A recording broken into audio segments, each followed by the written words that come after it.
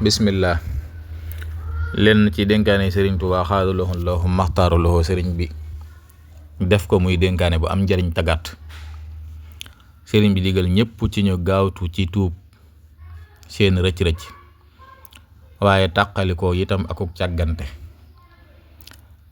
rek mënta weesu dëkk ci def bàkkaar ak def bàkkaar ba noppi di ko yéex a tuub. loolu lépp ci xeeti càggante la bokk.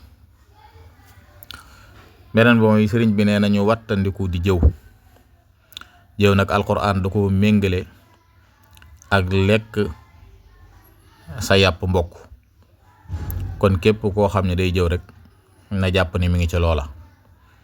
sëriñ bi nee nañu wattandiku itam wax loo xam ne du dëgg muy fen, waxal nit loo xam ne dara du ci dëgg yàq ab deram, loolu ñu wattandiku ko. beneen boo may nee na bul àndaale koo xam ni ànd gi nga ànd ak moom yokku la ci dara, rawatina ci ak jaamu yàlla waaye rawatina ci jëf yu baax. kon ki ngay àndal na nga ko seet na doon koo xam dalay soññ ci jaamu yàlla waaye di la soññ ci nga jëf yu baax. nee na itam na nga takkoog yéene ju rafet ci jëpp jëf joo jëf na nga ci takkoog yéene. nee na boo sàmmee baat yii ma la digal nag di nga texe.